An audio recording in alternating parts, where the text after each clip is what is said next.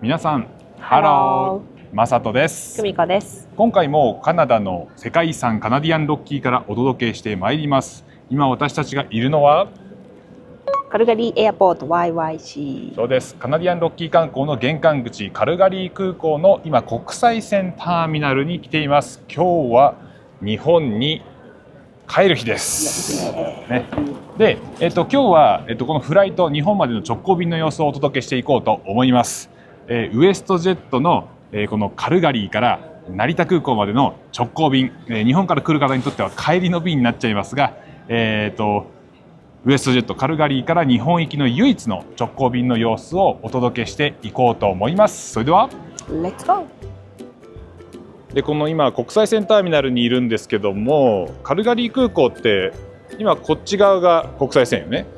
で、このぐるっと反対側の奥の方に歩いていくと国内線があります。建物としては1個よね。で、なので意外と広くはないです。そうね、歩いて全然行ける距離なので迷うことはないと思います。で、今回乗る成田行きの直行便は2023年からウエストジェットが直行便をやっていて、これからもずっと、夏も冬もやっていくということです。で、この空港までは、バンフからシャトルバスがいっぱい出てます。今日使ったのは、バンフエアポーターっていうバンフの、老舗かな、バンフでいう大手の、シャトルバス専用の会社を使ってきました。時間は1時間半ないかぐらいよね。2時間か。だいたいバンフからカルガリー空港まで2時間、かかってここに来たという感じです。ではチェックインをしていきましょう。で、ウエストジェット乗るときは24時間前からオンラインでチェックインできるので、先にやっておくことをお勧めします。この緑がウエストジェット航空の、テーマカラーっていうのかな、です。最近全部自動化されてるんで、チェックインこの機械でやって、バッグはあそこの奥にやっていくんですが、今日実はちょっとこのバッグの預ける追加料金の手続き関係でちょっと問題が起きてるんで、今日はこの自動チェックイン機とかを使わずに友人の人がいるカウンターで手続きをしていこうと思います。ゴーゴー。さあ、では無事にチェックインができましたけど、なんか特に問題なかったね。ただちょっと日本からの旅行をされる方でちょっとドキドキってするのは、待ってる間めちゃくちゃ雑談で話しかけられるっていう。確かにね。今日何回言われたっけ？今日はなんかどこ行くのから、あなたたちはなんか、日本に行くよっていう話をしたら、ここに住んでる人たち、それともなんか旅行できたのみたいな流れから、めっちゃいいねみたいな、楽しんでねっつって、でなんか近くこうテレビ電話とかができるけど今の時代は、でも一緒になんか会ってハグしたり、一緒に時間を共に過ごしてご飯食べたりするってすごくスペシャルなことだよねみたいな、その時間楽しんでみたいな感じだった。分かんなかったらなんとなくははって言っとけばいいですあっちもそういうの慣れてると思うんで、じゃあこれから、保安検査場入っていこうと思うんですけど、カメラをぐるっと回すと、このインターナショナル地球儀がちょっと指させる、見えますか？ここにありますが、ここが、いろんな国に行くやつで、この左側にアメリカ国旗がある入り口、アメリカ行きは別であります。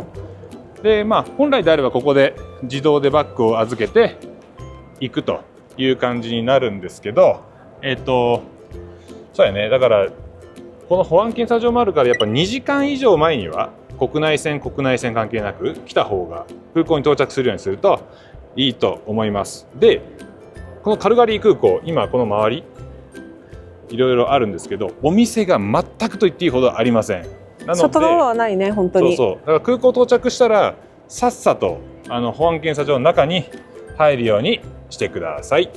じゃあ中に入っていきましょう。さて保安検査が終わりました。今日はスムーズやったね。少なかったしね。よかった。さっき2時間前ぐらいに行きましょうって言ったんですけど、カナダはあれよね、日本と違ってフライト時間が迫ってきても誰も呼んでくれません。例えば何々様みたいなのはないです。日本みたいのはないね。なので、もし保安検査場めちゃくちゃ混んでて、そういう時もあるよね。混んでてギリギリになった場合はどうする？先に行かせてって頼む。時間がないんだって、そのもう列の人とか、あとその保安検査場にいるスタッフとかに、とにかく自分でさっさと前に行かないと、日本みたいにただ待ってるだけだと誰も助けてくんないんで、まあ気をつけた方がいいよね。そういう人結構おるもんね、私たちもなりかけたことがあるんで。ではこれからじゃあ、ターミナル、私たちは D なんですけど、ここ今後ろに見えるのはデューティーフリーエリア、ちょっとここを通って向かっていきましょう。この辺なんかキャンマーのお酒なんかも売ってあるんですけど、カナダはそもそもお酒が高いんで、まあ免税とはいえそんなに大して安くはなってないです。この辺は化粧水、化粧品、香水、いい匂い。ちょっと次の香水を考えています。そうですね。とりあえず進んでいきましょう。ここはお菓子だ。スキットルズの缶がある。そうだね、お菓子コーナーもあるけど、カナダでおすすめのチョコレートはこれじゃない？これ美味しいよね。私たちよく食べてます。まあ興味があれば、カナダドル帰るとき余ってる人もいると思うんで、こういうところで使ってもいいかもしれません。さあでは確認しましょう。ほぼほぼウエストジェット。さあゲートはどこですか？まだ出てない。出てない。ちなみにゲートは D の40です。ね、どうでもいいんですけど、カルガリー、ウエストジェットはちなみにカルガリーの拠点の会社だから、時刻表も全部青だらけっていう感じです。確かに。デューティーフリーエリアを抜けていくと、フードコートみたいなのがある、時間潰せるところ、カナダでおなじみのティム・ホートンズ、ドーナツ屋さん、コーヒー屋さんかな、もあったり、この奥には、普通のお土産屋さんなんかもあって、この左側にぐるっと回っていくとどういうのがある？ここもなんかお土産屋さんっていうか、お菓子よね。フライトの中に食べる、あとはスタバとか、あとなんかスーツケースの店。もしかしたらこのスターバックスにあれがあるかもしれない。なんかカナダ限定の。そう、カナダとかカルガリーとかアルバータ州の限定マグカップなんかもあるかもしれません。そこそこそんなにお店は多くないですけど、時間潰すには十分っていう感じかな。もうここに入ってしまえばもうあとはね、この左側にもまだお店があるよ。本当だ。あれだ、タイエクスプレスって言ってタイ料理の、フードコートによく入ってるやつと、サブウェイと A&W。A&W はハンバーガー屋さんね。サンドイッチ屋さんとハンバーガー屋さんが。あとはなんかあそこに多分レストランが別であるのと。この奥の方にもレストランがあるという感じで、今日ちょっとシャトルバスの関係でフライトまで4時間ぐらいあるんですけど、余裕を持って絶対来た方がいいと思います。じゃあこれから、ちょっとフライトまでゆっくり時間を潰していきましょう。長いね。さあではいよいよ搭乗が始まっていきます。これからだいたい10時間ぐらいのフライトよね。ちょっと長いですが、またこの後機内の様子とかも撮れる範囲で撮っていこうと思います。じゃあ乗っちゃいましょう。ゴーゴー。さあ無事に乗れたね。乗れた。さあではブリッジを立って向かっていきます。 Go!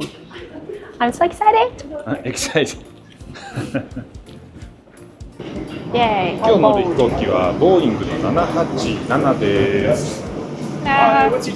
D. Yeah, together. For more information on WestJet Connect, please ask a cabin crew 機 member. 内はこんな The 感 crew じ is ですが、 working to expedite our departure, and we will be closing the boarding door 今日乗る shortly. のは Please take your seats, and we will be on our way as soon as もちろ possible. ん何？エコノミー。エコノミーです。さあじゃあ搭乗が終わりましたけども、いよいよ出発です。機内はどんな感じ？Should now be stowed 結構満員やね。この飛行機300人ぐらい乗りなんですけど、もうフルです。めちゃくちゃ人が乗ってます。日本行きなんですけど、意外と日本語は聞こえてこんやったよね。ね、人の割に。そうそう、なんかあんまり日本の方は乗ってないような印象です。で、目の前の足の下、座席はこんな感じ。狭そうに見えますけど、そんな狭くないよね。全然10時間ぐらいのフライト行けそうです。で、目の前にはモニターが、今なんかこう安全のやつが流れてますが、イヤホンジャックと USB のタイプ A の充電器があります。今フランス語やね。カナダはこういう英語とフランス語のアナウンスが基本的にはセットで流れます。で、何が見えてるの？言語は英語とフランス語と中国語もあったね。韓国語、日本語。結構選べます。で、日本語もあるんで安心です。さあ、それでは日本に向けて出発です。で、今この飛行機マップがすごい見やすいんですけど、ここがカルガリーですね。で、この辺がバンクーバーなんですが、ちょっと拡大していくと、カルガリーがあって、バンフがこの辺ですね。もうちょっと広げていくと、ここにキャンモアっていう街が出てきます。こうやって見ると白いところがロッキー山脈なんですけど、カナダの全体の中でも、ほんの一部、ここだけにロッキー山脈があるっていうのが分かりやすいと思います。さあ、じゃあ飛び始めて1時間ぐらい経ちまして、簡単な軽食が配られました。何が来た？そう、ドリンクと、これはプレッツェル、あとはクッキーが選べて、チョコクッキーよね。チョコクッキーかプレッツェル。で、飲み物が？これはカナダのビールで、モルソンっていうやつと、クワーズライト。これはなんかアメリカのだよね。のライトビアです。じゃあクワーズ。クミコはクワーズを頼みました。どんな味かな？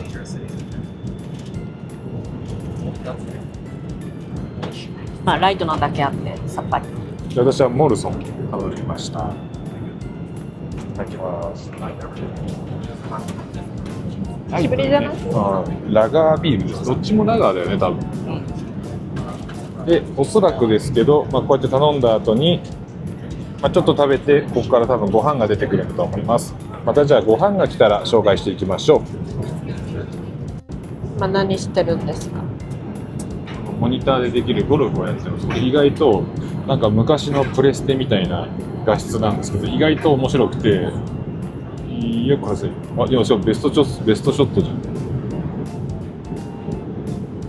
で、こうやってなんか、普通に18ホールやるんですけど、この後のね、こんな感じで、意外とこの前は UNO やってるね。UNO にめちゃくちゃ、今回ゴルフをやってます。毎回あんまり映画を見ずにゲームしよう。日頃ゲームそんなせんの？そう。もうちょっとご飯なんで、それまで待ちます。さあ、では今、フライトが始まって2時間以上経ちましたけど、今、最初の食事が出てきました。よいしょ。移してみましょう。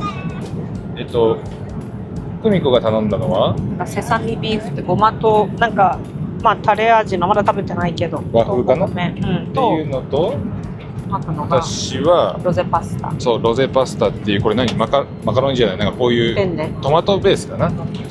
で、あとは相変わらずこのビールブルームーンっていう、地元のビールと、あとはサラダ、パンで、ここにこれ何？お菓子のドーナツ。わからん、なんやろ。じゃあ食べていきましょうか。どうぞ。いただきます。これから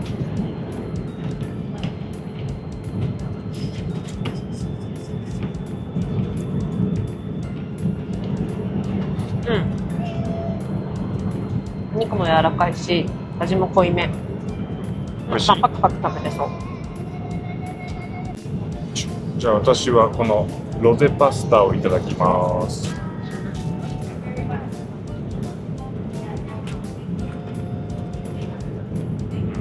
トマトパスタ。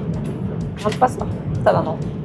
でも十分で、やっぱ日本路線だけあって、今フォークですけど、箸がいりますかっていうオプションがあってね、これはなんか日本人にはいいかもしれないです。じゃあ食べていきましょう。さて、今フライトが半分ぐらい経ちましたが、中は真っ暗になってます。で、こういう時の、どうやって過ごしてるかっていうのをちょっと紹介しようと思うんですけど、今久美子は何やってんの？映画見てます。何の映画見てんの？今ハリー・ポッター2本目。2本目？どう？映画の充実度っていうのは？充実度はぼちぼち。最新作もいっぱいあるし、で日本語でも結構揃えてあるのも多いんで、普通に10時間のフライトは楽しめる感じ。でこうやってゆっくり、寝たりするときにこの頭のところなんか動かせるよねこれ。そうそう、頭を固定できるんで、寝るときも結構しっかり、上下もある感じ寝れます。で、これ海外路線あるあるなんですけど、みんな結構がっつり倒してくるよね。今前の方もちょっと倒してるんですが、あんま気にせずがっつり倒しちゃっていいと思うんですけど、ちょっとは配慮がいるかな、いるんですけど、日本の感覚からすると、そんなに遠慮せずにがっつりやっちゃっていいと思います。こんな感じで意外と暇しないよね。10時間ゆっくり楽します。そうだね。じゃあもうちょっとフライト頑張りましょう。ゴーゴー。ではまだ残すところあと3時間2時間ちょっとになりましたけど、マサトはずっと何をしていましたか？動画の編集をしてます。で、なんか9時間フライトがあるから、映画見てももったいないなってずっとやっとったよね。なんだかんだでも6時間ぐらいやっとったけど、2本できて達成感満載。でもなんだかんだパソコンの充電自体はこの辺にできるとこがないんで、パソコンのバッテリー次第よね。だけど大体6時間ぐらいは作業ができました。よかったね。これで心置きなくちょっとゆっくりできます。そうやね。だから機内のせっかく9時間10時間あるから、なんか映画見るのも一ついいけど、他にできることがあればね。なんか Wi-Fi はあるみたいやけど有料やったよね。有料やったね。エコノミーだからか分かんないけど有料でした。だからとりあえず私は動画編集できてよかったです。さあ、じゃあ着陸までだいたいあと90分ぐらいで、最後の簡単な軽食が出てきました。じゃあそれをちょっと紹介しようと思います。よいしょ。さあ、何が来た？なんか麺、焼きそばみたいな感じ。混ぜそば、とお菓子、パックンチョみたいなお菓子とジュース。私はソーダにしました。ちょっと食べてみて、どんな感じ？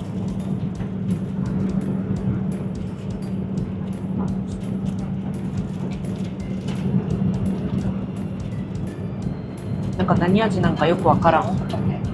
醤油塩ベースなんかよくわからん。麺もブヨブヨ。軽食だから、って感じ。じゃあ着陸まであと90分ゆっくりしていきましょう。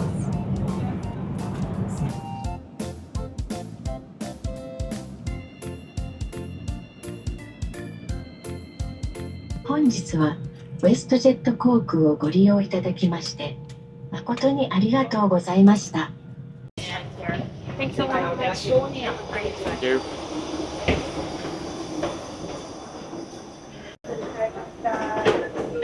さあ、戻ってきたよ、日本に。イエーイ。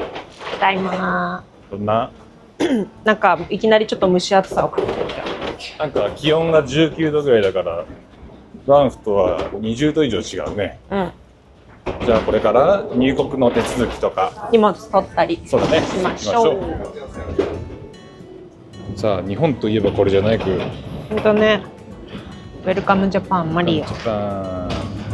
マリオたちがお出迎えです。これ見るとなんかね、帰ってきましたねって感じです。イエイ。さあ、というわけで日本に到着しました。着いたね。10時間のフライトどうやった？疲れたけど意外に体感は早かった気がします。一睡もしてないけど。そうね。意外と座席もそんな狭くなかったし、あとは疲労度もそんなない10時間にしては。ただ食事はまあ値段なりかなっていう感じだったね。そうね。で、今回のフライトだいたい1人で日本とカルガリー往復で12万円ぐらいでした。私たち1人12万円ぐらい。これは時期によって全然違いますし、毎日のように料金が変わっていきます。なので、安い日見つけたらもうその時に買うことを強くお勧めします。私たちも結構安い日をこれで逃してます。そうね。なんか今回もダラダラして決めてなかったけど、なんとか間に合ったって感じ。安いのに行けたって感じ。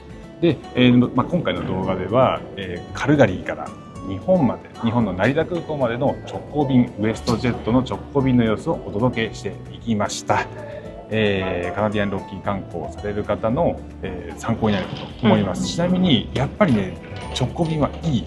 楽よね。めちゃくちゃ楽です。できたら、料金もそんな高くないので、このウエストジェットの直行便、カナディアンロッキーの観光に、ぜひ活用していただければと思います。で、また次の動画では今度は逆、日本からカナダのカルガリー空港まで、カナディアンロッキーの観光の玄関口、カルガリー空港までの、直行便の様子をお届けしていこうと思います。で、こんな感じでこのチャンネルでは、カナダの世界遺産カナディアンロッキーから楽しいこと、役立つ情報をお届けしています。これからもどんどん情報を発信していこうと思いますので、チャンネル登録をお願いします。はい、ではまた次の動画でお会いしましょう。バイバイ。バイバイ。